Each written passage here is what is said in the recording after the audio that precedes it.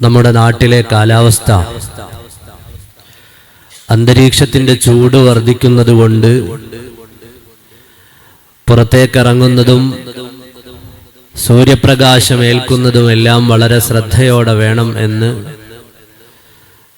നമ്മുടെ ഭരണകൂടങ്ങളുടെ മുന്നറിയിപ്പ് പത്രമാധ്യമങ്ങളിലൂടെ നാം എല്ലാവരും വായിക്കുകയും അറിയുകയും ഒക്കെ ചെയ്യുന്നുണ്ട്. അതിശക്തമായ ചൂടാണ് പുറത്ത്. അതുപോലെ കേരളത്തിന്റെ വിവിധ ഭാഗങ്ങളിൽ പല ആളുകളിൽ സൂര്യാഘാതമേൽക്കുന്ന സാഹചര്യങ്ങൾ ഉണ്ടാകുന്നു. പലയിടങ്ങളിലും കുടിവെള്ളം പ്രയാസത്തിലാകുന്ന സാഹചര്യങ്ങൾ ഉണ്ടാകുന്നു. ഇങ്ങനെ ഇത്തവണത്തെ ചൂട് വളരെയേറെ കടുപ്പമുള്ളതായി. മുമ്പ് മഴയുടെ സമയത്ത് മാത്രമാണ് നമ്മൾ യെല്ലോ അലർട്ടുകളും റെഡ് അലർട്ടുകളും ഒക്കെ പരിചയിച്ചിരുന്നതെങ്കിൽ മഴ വർദ്ധിക്കുന്നു എന്ന് അല്ലെങ്കിൽ കാലാവസ്ഥയിൽ മാറ്റമുണ്ടാകുന്നു എന്ന മുന്നറിയിപ്പുകൾ, അപകടകരമായ തോതിൽ ചൂട് വർദ്ധിക്കുന്നു എന്ന മുന്നറിയിപ്പുകൾ നമ്മുടെ ഭരണ സംവിധാനങ്ങൾ നമുക്ക് നൽകിക്കൊണ്ടിരിക്കുകയാണ്. വിശ്വാസിയായ ഒരു മനുഷ്യനെ സംബന്ധിച്ചിടത്തോളം ഭൂമിയിലെ ഓരോ ചലനങ്ങളും നിശ്ചലനങ്ങളും അവനെ പഠിപ്പിക്കുന്ന ചില പാഠങ്ങളുണ്ട്. മനുഷ്യനെ സംബന്ധിച്ചിടത്തോളം മനുഷ്യന്റെ കൺമുന്നിലുള്ള ഈ രാവും പകലും മാറി മാറി വരുന്ന കാലാവസ്ഥകളും അതിൻ്റെ വ്യതിയാനങ്ങളും അതെല്ലാം അവന്റെ ഉള്ളിലേക്ക് നൽകേണ്ട ചില ചിന്തകളും വിചാരങ്ങളുമുണ്ട്. ഒന്നാമതായി നമ്മുടെ കാലാവസ്ഥ. ആ കാലാവസ്ഥയിൽ വരുന്ന വലിയ മാറ്റം നമ്മെ എല്ലാവരെയും പഠിപ്പിക്കുന്നത്, ഓർമ്മിപ്പിക്കുന്നത് സർവ അധികാരവും അള്ളാഹുവിന്റെ കയ്യിലാണ് എന്നു തന്നെയാണ്. സർവ അധികാരി അള്ളാഹുവാണ്. അള്ളാഹുവാകുന്ന അധികാരിയുടെ നിശ്ചയങ്ങൾക്കൊപ്പിച്ചാണ് ഈ ലോകം ചലിക്കുന്നതും സഞ്ചരിക്കുന്നതും എല്ലാം.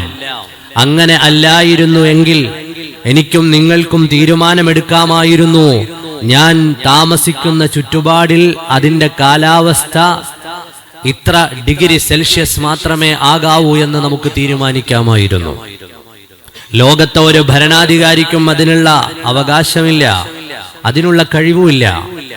അങ്ങനെ ആയിരുന്നെങ്കിൽ നമ്മുടെ കേരളത്തിന്റെ മുഖ്യമന്ത്രിക്ക്, അല്ലെങ്കിൽ കേരളത്തിന്റെ ഗവർണർക്ക്, രാജ്യത്തിന്റെ പ്രധാനമന്ത്രിക്ക്, അധികാരങ്ങളിലിരിക്കുന്ന ആരോ ആയിക്കൊള്ളട്ടെ, അവർക്ക് തീരുമാനിക്കാമായിരുന്നു, ഞാൻ ഭരിക്കുന്ന സ്ഥലത്ത്, ഞാൻ ജീവിക്കുന്ന സ്ഥലത്ത് ഇത്ര കാലാവസ്ഥ ഈ ഡിഗ്രി സെൽഷ്യസിൽ മാത്രം ഒതുങ്ങി നിൽക്കണം എന്നവർക്കൊക്കെ തീരുമാനിക്കാമായിരുന്നു. പക്ഷേ അങ്ങനെ ഒരു തീരുമാനം നമ്മൾ എവിടെയും കേൾക്കുന്നില്ല.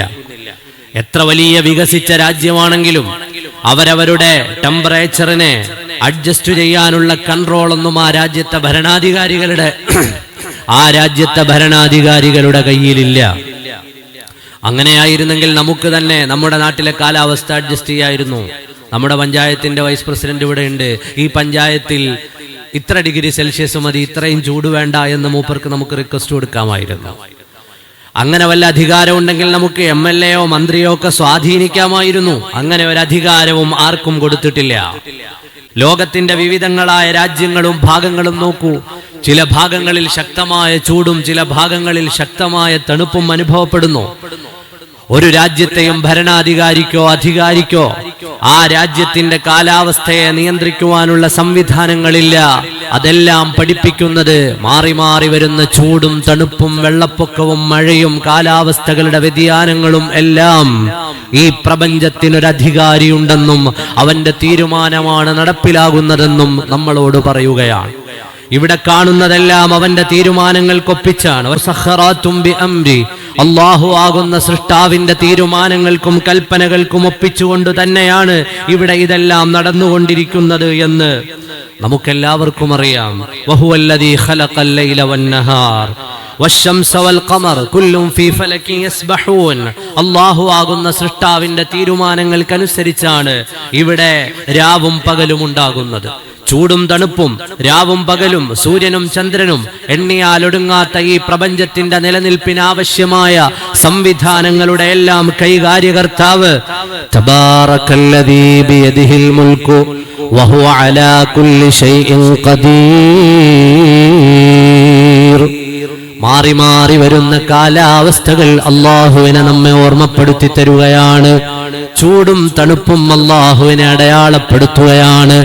അവന്റെ വഹ്ദാനിയത്തിനെയും റുബൂബിയത്തിനെയും അടയാളപ്പെടുത്തുകയാണ്. അവന്റെ പ്രൗഢമായ അധികാരത്തിന്റെ അടയാളമാണ്. അവനാകുന്ന സൃഷ്ടാവിന്റെ ആധിപത്യത്തിന്റെ അടയാളമാണ് ഈ സൂര്യനും ചന്ദ്രനും എല്ലാം. കുല്ലും ഫീ ഫലകി യസ്ബഹൂൻ. ദുനിയാവിലൊരധികാരിക്കും അതിൽ പങ്കൊന്നുമില്ല. ദുനിയാവിലൊരധികാരിക്കും അതിൽ ഇടപെടാനാവുകയില്ല.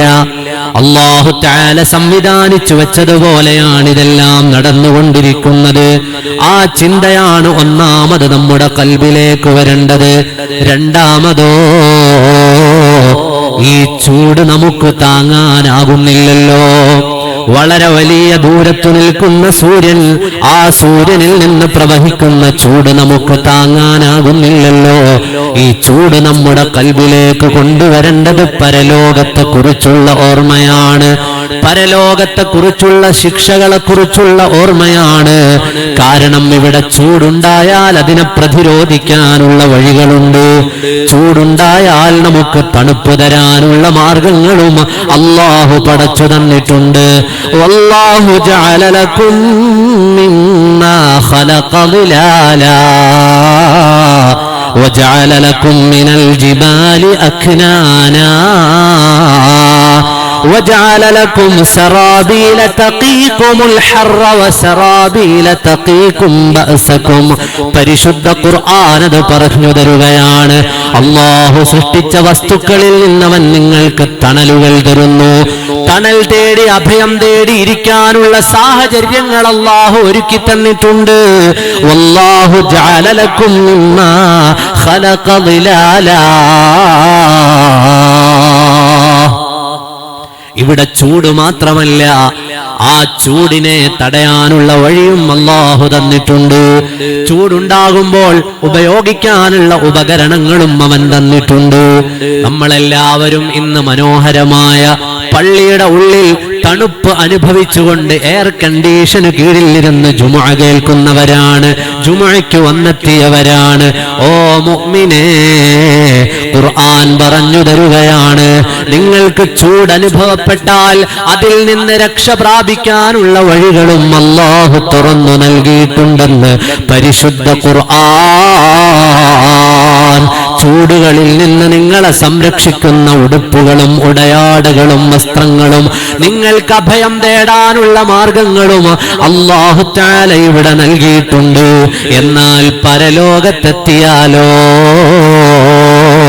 വിചാരണയുടെ ദിവസം ദൂരെ ദൂരെ നിൽക്കുന്ന ഈ സൂര്യൻ അടുത്തേക്ക് വരുന്ന സമയം തണലെവിടെ നിന്ന് കിട്ടാനാണ്? ആരു തരാനാണ്? എവിടെ പോയി ചോദിക്കാനാണ്? ചിന്തിക്കാനാണ് മുഅ്മിനേ. ദൂരെയുള്ള സൂര്യന്റെ ചൂട് താങ്ങാൻ കഴിയാതെ പ്രയാസപ്പെടുമ്പോ കൽബിലേക്ക് വരേണ്ട ചിന്തയാണ്, അല്ലാഹുവിന്റെ മുമ്പിലെത്തി വിചാരണയ്ക്ക് നിൽക്കുന്ന ദിവസം ഈ സൂര്യൻ ഒരു ചാണ് മേലെ നിൽക്കുമെന്നല്ലേ സയ്യിദുനാ റസൂലുള്ളാഹ് സ്വല്ലല്ലാഹു അലൈഹി വസല്ലമ തങ്ങൾ നമ്മെ പഠിപ്പിച്ചു തന്നത്. അതുപോലെ ഈ ചൂട് എവിടെ നിന്നാണ്? അല്ലാഹുവിനോട് ആവലാതി പറയുകയാണ് നരകം. ചൂട്, ദുനിയാവിലെ ചൂട് എവിടെ നിന്നാണ്? അല്ലാഹുവിനോട് ആവലാതി പറഞ്ഞു നരകം. ചൂട് കൂടിയിട്ട് എന്റെ ചില ഭാഗങ്ങളെ കരിച്ചു കളഞ്ഞുപോയി റബ്ബേ. ഇമാം ബുഖാരി റളിയല്ലാഹു അൻഹു ഉദ്ധരിച്ച ഹദീസ്, ഇമാം മുസ്ലിം ഉദ്ധരിച്ച ഹദീസ്, അല്ലാഹുവിനോട് നരകം പറഞ്ഞ പരാതിയാണ്. അതാ ചൂട് കൂടിയ നേരത്ത് എന്റെ ചില ഭാഗങ്ങൾ കരിഞ്ഞുപോയി. റബ്ബി അഖല ബഅദി ബഅദാ. എന്റെ ചില ഭാഗങ്ങളെ തിന്നുകളഞ്ഞു റബ്ബേ. ഉടനെ രക്ഷിതാവായ റബ്ബ് പറയുകയാണ്, അതേ, നിന്റെ ചൂടിൽ നിന്ന്, നിനക്കുണ്ടാകുന്ന പ്രയാസങ്ങളിൽ നിന്ന് ഒരാശ്വാസമെന്ന വണ്ണം രണ്ടു സമയങ്ങളിൽ നിന്റെ നിശ്വാസമൊന്ന് പുറത്തേക്ക് വിടുമോ? നിന്റെ നിശ്വാസമൊന്ന് പുറത്തേക്ക് വിടുമോ? അതിനനുമതി തരാം. അതിലൊന്ന് ചൂടുകാലത്താണ്, മറ്റൊന്ന് മറ്റൊന്ന് തണുപ്പുകാലത്താണെന്ന് സയ്യിദുനാ റസൂലുള്ളാഹ് സ്വല്ലല്ലാഹു അലൈഹി വആലിഹി. ഫഇന്ന ശിദ്ദത്തൽ ഹർരി മിൻ ഫൈഹി ജഹന്നം എന്ന സയ്യിദുനാ മുഹമ്മദുർ റസൂലുള്ളാഹി സ്വല്ലല്ലാഹു അലൈഹി വസല്ലം. ചൂട് നരകത്തിയുടെ ജ്വാലയിൽ നിന്നുള്ളതാണ്. അല്ലാഹുവിന്റെ പ്രവാചകർ പഠിപ്പിക്കുകയാണ്, ഫഇന്ന ശിദ്ദത്തൽ ഹർരി മിൻ ഫൈഹി ജഹന്നം, നരകത്തിൽ നിന്നാണ്. നരകം അതിന്റെ നിശ്വാസം പുറത്തേക്ക് വിടുമ്പോൾ ചൂടുകാലത്ത് ആ ചൂട് മനുഷ്യരിലേക്ക്, ഭൂമിയിലേക്ക് വ്യാപിക്കുന്നു. തണുപ്പുകാലത്ത് അതിന്റെ കാഠിന്യം വർദ്ധിക്കുന്നു. ഇത് രണ്ടും നരകത്തിൽ നിന്നുള്ള, നരകജ്വാലകളിൽ നിന്നുള്ളതാണെന്ന് പഠിപ്പിച്ചു തരുന്നു സയ്യിദുനാ റസൂലുള്ളാഹി സ്വല്ലല്ലാഹു അലൈഹി. നരകത്തിന്റെ ഒരു നിശ്വാസത്തിന് പോലും ഇത്രയേറെ നമ്മെ ദ്രോഹിക്കാൻ കഴിയുന്നുവെങ്കിൽ, വേദനിപ്പിക്കാൻ കഴിയുന്നുവെങ്കിൽ, പ്രയാസപ്പെടുത്താൻ കഴിയുന്നുവെങ്കിൽ ആ നരകത്തിന്റെ അവസ്ഥ എന്തായിരിക്കും? അല്ലാഹു നമ്മെ അതിനെ തൊട്ട് കാത്തുരക്ഷിക്കുമാറാകട്ടെ. പരിശുദ്ധമായ ഖുർആൻ പറഞ്ഞു തരുന്നുണ്ട്, അല്ലാഹുവിന്റെ മാർഗത്തിൽ യുദ്ധത്തിനിറങ്ങാൻ പറഞ്ഞ നേരത്തെ കാലത്ത് മുനാഫിക്കുകളായ ചില ആളുകൾ പറഞ്ഞ വർത്തമാനമുണ്ട്. തബൂക്ക് യുദ്ധം നടക്കുന്നത് വലിയ കൊടും ചൂടിന്റെ കാലത്താണ്. ഹബീബ് സയ്യിദുനാ മുഹമ്മദുർ റസൂലുള്ളാഹി സ്വല്ലല്ലാഹു അലൈഹി വസല്ലമ തങ്ങളും സംഘവും യുദ്ധത്തിന് പോകാൻ ഇറങ്ങിയപ്പോ യുദ്ധത്തിന് കൂടെ വരാൻ വിളിച്ച നേരത്തൊഴിവ് കഴിവുകൾ പറയുകയാണ്. ഖാലൂ ലാ തൻഫിറൂ ഫിൽ ഹർ, ഈ ചൂടുകാലത്ത് നിങ്ങൾ ഞങ്ങളെ കൂട്ടേണ്ടതില്ല, ഞങ്ങൾ പുറപ്പെടാൻ ഉദ്ദേശിക്കുന്നില്ല. ഇതെന്തൊരു ചൂടാണ്, നന്മ ചെയ്യാൻ തോന്നുന്നില്ല, പുറത്തേക്ക് ഇറങ്ങാൻ കഴിയുന്നില്ല, കൂടെ വരാൻ ഞങ്ങൾക്ക് താല്പര്യമില്ല. പറഞ്ഞു കൊടുക്കു നബിയേ, ഖുൽ നാറു ജഹന്നമ അശദ്ദു ഹർറാ, നരകത്തിന്റെ ചൂട് ഇതിലും കഠിനമാണെന്ന് ഖുർആൻ. ഖുൽ നാറു ജഹന്നമ അശദ്ദു ഹർറാ, നരകത്തിന്റെ ചൂട് നിങ്ങൾ അനുഭവിക്കുന്ന ഈ ചൂടിനേക്കാൾ എത്രയോ തീക്ഷ്ണമാണ്, എത്രയോ വലുതാണ്. അവർ ഈ നന്മ മുടക്കാൻ പറഞ്ഞത് ചൂടാണെന്നല്ലേ, വിയർക്കുമെന്നല്ലേ, ശരീരത്തിൽ ചൂട് തട്ടുമെന്നല്ലേ, സൂര്യന്റെ പ്രകാശമേൽക്കുമെന്നല്ലേ, സൂര്യതാപമേറ്റു പെടഞ്ഞു പോകുമെന്നല്ലേ. അറിയാനാണ് മുഅ്മിനെ നമ്മൾ അനുഭവിക്കുന്ന ചൂട്, സൂര്യനിൽ നിന്നുള്ള ഈ ചൂട് നമ്മൾ അനുഭവിക്കുന്ന ഓരോ നേരത്തും പാതിരാവും പകലും കൽബിൽ വരേണ്ട ചിന്ത, അല്ലാ അല്ലാ, ഖുൽ നാറു ജഹന്നമ അശദ്ദു ഹർറാ, ജഹന്നമാകുന്ന നരകം, അല്ലാഹുവിന്റെ ശിക്ഷകളുടെ സങ്കേതമാകുന്ന നരകത്തിന്റെ ചൂട് ഈ മഹാപ്രപഞ്ചത്തിനെ ഉരുക്കിയൊലിക്കുന്ന സൂര്യന്റെ ചൂടിനേക്കാൾ കാഠിന്യമേറിയതാണെന്ന് ഖുർആൻ, കാഠിന്യമേറിയതാണെന്ന് ഖുർആൻ. അല്ലാഹു നമ്മെയും നമ്മുടെ മാതാപിതാക്കളെയും നമ്മുടെ മക്കളെയും നാമുമായി ബന്ധപ്പെട്ട ആരെല്ലാം ഉണ്ടോ എല്ലാവരെയും അല്ലാഹു നരകത്തിൽ നിന്ന് കാത്തുരക്ഷിക്കുമാറാകട്ടെ. ദുനിയാവിലെ ചൂട് സഹിക്കാൻ പറ്റാത്ത നിങ്ങൾ എങ്ങനെയാണ് നരകത്തിലെ ചൂട് സഹിക്കുക? നമുക്ക് ആലോചിക്കാനാണ്, ഓരോരുത്തർക്കും ചിന്തിക്കാനാണ്. സയ്യിദുനാ ഉമർ ഇബ്നുൽ ഖത്താബ് റളിയല്ലാഹു അൻഹുവിന്റെ വർത്തമാനമില്ലേ, അക്സിറൂ ദിക്റന്നാർ ഫഇന്ന ഹർറഹാ ശദീദ്. നിങ്ങൾ നരകത്തെക്കുറിച്ച് വല്ലാതെ ഓർക്കണം. തീർച്ചയായും നരകത്തിന്റെ ചൂട് വളരെയേറെ അധികരിച്ചതാണ്. നരകത്തിന്റെ ചൂടിന്റെ കാഠിന്യം വലുതാണ്, അതിന്റെ ആഴം വലുതാണ്, അതിന്റെ പരപ്പ് വലുതാണ്. അതുകൊണ്ട് ചൂടുകാലം വരുമ്പോ അല്ലാഹുവിന്റെ ശിക്ഷയുടെ സങ്കേതമായ നരകത്തെക്കുറിച്ച് ആലോചിച്ചോ എന്ന് സയ്യിദുനാ ഉമർ ഇബ്നുൽ ഖത്താബ് റളിയല്ലാഹു അൻഹു. പരിശുദ്ധമായ ഖുർആൻ നമ്മെ പഠിപ്പിക്കുന്ന ഈ വിചാരങ്ങൾ എത്ര മൂല്യമുള്ളതാണ്. ചൂടുകാലം മഹാന്മാർ അവസരമായി കണ്ട കാലമാണ്. ഇമാം തിർമിദി റളിയല്ലാഹു അൻഹു ഉദ്ധരിക്കുന്ന ഹദീസ് കാണാം. അല്ലാഹുവിന്റെ റസൂലും സ്വഹാബത്തും കഠിനമായ ചൂടുള്ള ഒരു കാലത്ത് യാത്ര ചെയ്യുകയാണ്. ജനങ്ങളൊക്കെ ചൂട് സഹിക്കാൻ വയ്യാതെ അവരുടെ കൈകൊണ്ട് തലയുടെ മേലെ പിടിച്ച് യാത്ര ചെയ്യുന്നു. എല്ലാവരും ഒരു സ്ഥലത്തെത്തിയപ്പോൾ കഠിനമായ ചൂടിൽ ദാഹിച്ചു വലഞ്ഞു വെള്ളം കുടിക്കാനെടുത്ത നേരം അവര് നീട്ടുകയാണ് സയ്യിദുനാ റസൂലുള്ളാഹ് സല്ലല്ലാഹു അലൈഹി വസല്ലമ തങ്ങളുടെ അരികിലേക്ക്. ഹബീബായ നബി തങ്ങൾ പറഞ്ഞു, വേണ്ട, ഞാൻ നോമ്പുകാരനാണെന്ന് മുഹമ്മദുർ റസൂലുള്ളാഹ്. ജനങ്ങൾ അത്ഭുതപ്പെട്ടുപോയി. ചൂടത്ത് നോമ്പുകാരനാണോ നബിയെ? അതെ, ആ യാത്രാ സംഘത്തിൽ 2 ആളുകൾ നോമ്പുകാരായിരുന്നു. ഒന്ന് ലോക നേതാവായ നബി തങ്ങളാണ്, മറ്റൊരാൾ അബ്ദുല്ലാഹി ഇബ്നു റവാഹ റളിയല്ലാഹു അൻഹു. അവര് 2 പേരും ആ ചൂട് സമയത്ത് നോമ്പുകാരായിരുന്നു. സയ്യിദുനാ അബൂബക്കർ സിദ്ദീഖ് റളിയല്ലാഹു അൻഹു ചൂടുകാലത്ത് നോമ്പെടുക്കുന്നയാളായിരുന്നു. ചരിത്രം രേഖപ്പെടുത്തുകയാണ്, കഠിനമായ മരുഭൂമിയുടെ ചൂടിൽ നോമ്പെടുക്കുന്നയാളായിരുന്നു സയ്യിദുനാ സിദ്ദീഖ് റളിയല്ലാഹു അൻഹു. സയ്യിദുനാ ഉമർ ഇബ്നുൽ ഖത്താബ് തങ്ങളോ, അവിടുന്ന് അബ്ദുല്ലാഹി ഇബ്നു ഉമർ തങ്ങൾക്ക് നൽകുന്ന ഉപദേശം കാണാം. മോനെ, കാലാവസ്ഥ കഠിനമാകുന്ന സമയത്ത് നോമ്പെടുത്തോ. അല്ലാഹു സുബ്ഹാനഹു വ തആലയ്ക്ക് വേണ്ടി നോമ്പെടുത്തിട്ട് ആ കാലാവസ്ഥയുടെ കാഠിന്യത്തിലും അല്ലാഹുവിലേക്ക് ചേരാനുള്ള അമല് ചെയ്തോ. സയ്യിദുനാ ഉമർ ഇബ്നുൽ ഖത്താബ് റളിയല്ലാഹു അൻഹു, സയ്യിദുനാ മുആദ് ഇബ്നു ജബൽ തങ്ങൾ വഫാത്താകുന്ന രാത്രിയിൽ അല്ലാഹുവിനോട് ദുആരക്കാണ്,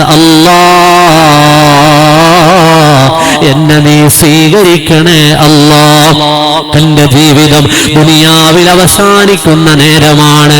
ഞാനിവിടെ ഇഷ്ടപ്പെട്ടിരുന്നത് ദുനിയാവിന്റെ പച്ചപ്പല്ലല്ലോ, ദുനിയാവിന്റെ സൗകര്യങ്ങളല്ലല്ലോ. ഞാൻ ഇഷ്ടപ്പെട്ടിരുന്നത് കഠിനമായ ചൂടുള്ള കാലത്ത് നിനക്ക് ഇബാദത്ത് ചെയ്യാനായിരുന്നല്ലോ, കഠിനമായ ചൂടിൽ നോമ്പെടുക്കാനായിരുന്നല്ലോ, ഇൽമു തേടാനായിരുന്നല്ലോ. സയ്യിദുനാ മുആദ് ഇബ്നു ജബൽ തങ്ങളുടെ പതിവായിരുന്നു ചൂടുകാലത്ത് നോമ്പെടുക്കുക എന്നുള്ളത്. അവിടുന്ന് ദുആ ചെയ്തതെങ്ങനെയാണ്, ഞാൻ മരിക്കാൻ പോവുകയാണ്, എന്നെ വേട്ടയാടുന്നത്, എന്നെ പ്രയാസപ്പെടുത്തുന്നത് ഇനി ചൂട് സമയത്ത് നോമ്പെടുക്കാൻ എനിക്ക് കഴിയില്ലല്ലോ എന്ന വിചാരമാണ്. എനിക്ക് ചൂടുകാലത്ത് നോമ്പെടുക്കൽ എന്റെ ആനന്ദമാണ്. ആ ആനന്ദം അവസാനിക്കുകയാണല്ലോ. സയ്യിദുനാ മുആദ് ഇബ്നു ജബൽ റളിയല്ലാഹു അൻഹു, മഹാനായ അബ്ദുല്ലാഹി ഇബ്നു ഉമർ തങ്ങളെ യാത്രയിലാണ്. ബഹുമാനപ്പെട്ടവരും സംഘവും കഠിനമായ ചൂടിൽ യാത്ര ചെയ്യുന്നതിന്റെ ഇടയിൽ ഒരു സ്ഥലത്തെത്തുമ്പോ ആടിനെ മേയിച്ചുകൊണ്ടൊരാൾ ഇങ്ങനെ യാത്ര ചെയ്യുകയാണ്.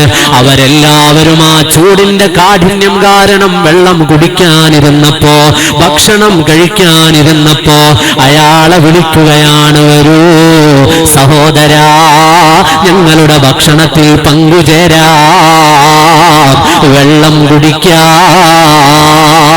ഉടനെ ആ മനുഷ്യൻ പറയുകയാണ്, വേണ്ട, കാരണം ഞാൻ നോമ്പുകാരനാണ്. ഫഖാല ഇന്നി സായിമുൻ, ഞാൻ നോമ്പുകാരനാണ്.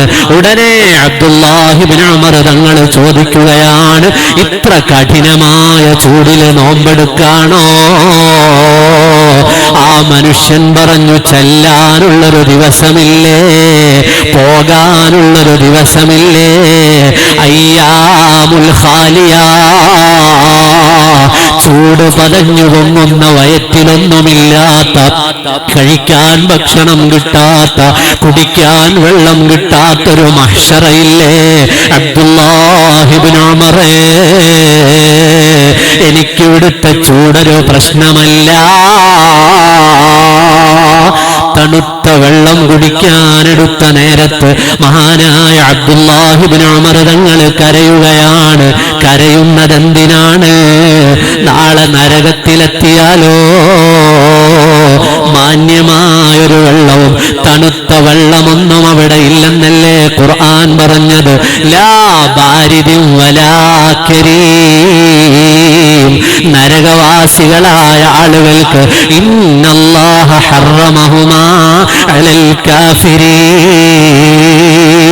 അല്ലാഹു തആല തണുപ്പിനെ നിഷേധിച്ച് അവർക്ക് കുടിക്കാനുള്ള വിഭവങ്ങളും കഴിക്കാനുള്ള ഭക്ഷണങ്ങളും നിഷേധിക്കപ്പെടുന്നൊരു ദിവസമുണ്ടല്ലോ എന്നാലോചിച്ച് ഒരു ഗ്ലാസ് വെള്ളം കുടിക്കാനെടുത്ത നേരത്തും കരഞ്ഞുപോയ ആളാണ് അബ്ദുല്ലാഹി ഇബ്നു ഉമർ റളിയല്ലാഹു അൻഹു.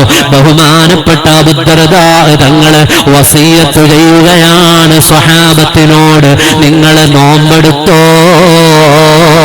ചൂടുകാലത്ത് നിങ്ങൾ നോമ്പെടുത്താൽ അല്ലാഹുവിന്റെ മുമ്പിലെത്തുന്നൊരു ദിവസമില്ലേ, യൗമുൻ നുശൂറിലെത്തുന്ന സമയമില്ലേ, അന്ന് ചൂട് കൂടുതലല്ലേ, തലയ്ക്കുമേലെ സൂര്യനുണ്ടാവില്ലേ, കുടിക്കാൻ വെള്ളം കിട്ടാത്ത നേരമല്ലേ, തണലില്ലാതെ വലഞ്ഞു പോകില്ലേ. അന്ന് അല്ലാഹു നമ്മെ പരിഗണിക്കണമെങ്കിൽ ദുനിയാവിലെ ചൂടിലും നോമ്പെടുത്തോ, പാതിരാവിന്റെ ഇരുട്ടിൽ നിസ്കരിച്ചോ, നിങ്ങളെ എല്ലാവരും കൊണ്ടുചെന്ന് മൂടിയിട്ട് മടങ്ങുന്നൊരു ഖബറില്ലേ, പ്രകാശത്തിന്റെ ഒരു തരി പോലും കയറാത്ത ഖബർ. ആ ഖബറിൽ സന്തോഷം കിട്ടണമെങ്കിൽ പാതിരാവ് നിസ്കരിച്ചോ. സയ്യിദുനാ അബൂ ദർദാ റളിയല്ലാഹു അൻഹു. എത്രയാണ് പറയാനുള്ളത്. പരിശുദ്ധമായ ഖുർആനിൽ നിന്ന്, ഹദീസുകളിൽ നിന്ന് 63 സ്ഥലത്താണ് വെള്ളത്തെ ഖുർആൻ മെൻഷൻ ചെയ്യുന്നത്.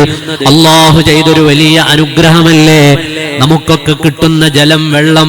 അല്ലാഹുവിനോടത് മുട്ടിപ്പോകാതിരിക്കാൻ പ്രത്യേകം ദ്വാരക്കണം, ഇസ്തിഗ്ഫാറുകൾ വർദ്ധിപ്പിക്കണം.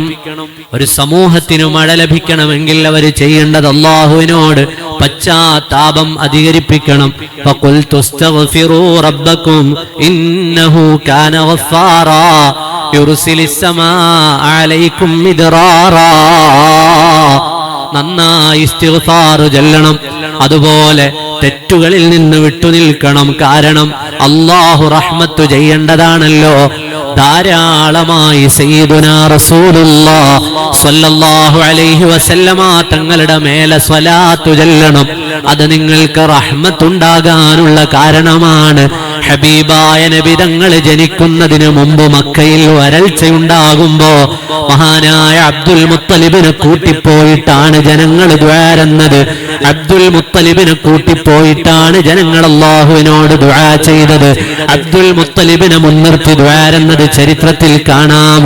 നബി തങ്ങൾ ജനിച്ചപ്പോ അതാ ഹബീബായ നബി തങ്ങളെ കയ്യിലെടുത്തുകൊണ്ട് വല്യുപ്പയായ അബ്ദുൽ മുത്തലിബ് മഴയ്ക്ക് വേണ്ടി ദുആ ചെയ്ത സംഭവം ഇമാമിങ്ങൾ കിതാബുകളിൽ രേഖപ്പെടുത്തുകയാണ്.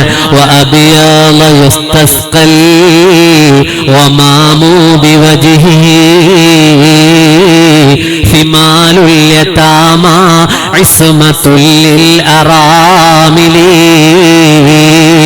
മുസ്തഫായ നബി തങ്ങളെ ഉയർത്തിപ്പിടിച്ചിട്ട് ഞങ്ങൾക്ക് മഴ വേണമെന്ന് ദ്വാരന്നിട്ടുണ്ട്. ഹബീബായ നബി തങ്ങളുടെ മുഖം കാണിച്ചു ദ്വാരുന്ന സംഭവമുണ്ട്. അതുകൊണ്ട് നബി തങ്ങളെ മേലെ ധാരാളം സ്വലാത്ത് ചൊല്ലണം, ഇസ്തിഗ്ഫാറുകൾ വർദ്ധിപ്പിക്കണം, സദഖ വർദ്ധിപ്പിക്കണം. മുഅ്മിനായ മനുഷ്യൻ ഖിയാമത്ത് നാളിൽ അവന്റെ സദഖയുടെ തണലിലാണെന്ന് സയ്യിദുനാ റസൂലുള്ളാഹി സ്വല്ലല്ലാഹു അലൈഹി വസല്ലം. അപ്പോൾ നമുക്ക് മഴ വേണമെങ്കിൽ, അള്ളാഹുവിൽ നിന്നുള്ള റഹ്മത്ത് വേണമെങ്കിൽ ഈ ആത്മീയ കാര്യങ്ങളൊക്കെയും നമ്മുടെ കൂടെ നമ്മൾ മുറുകെ പിടിക്കണം, തെറ്റുകളിൽ നിന്ന് ഒഴിവാകണം. അല്ലാഹു റബ്ബുൽ ആലമീൻ നമുക്കൊക്കെയും സമൃദ്ധമായ മഴ നൽകുകയും അള്ളാഹുവിനെ കുറിച്ച് ഓർക്കാൻ ഈ ചൂടത്ത് ഈ ചൂടുകാലത്ത് റബ്ബിനെ കുറിച്ചും നരകത്തിനെ കുറിച്ചും ഒക്കെ ഓർക്കാൻ കഴിയുന്ന മുഅ്മിനീങ്ങളിലും മുത്തഖീങ്ങളിലും അള്ളാഹു നമ്മെ ഉൾപ്പെടുത്തി തരുകയും ചെയ്യുമാറാകട്ടെ. നമ്മുടെ എല്ലാ വിഷമങ്ങൾ, പ്രയാസങ്ങൾ, രോഗങ്ങളും അള്ളാഹു അകറ്റി നൽകുമാറാകട്ടെ.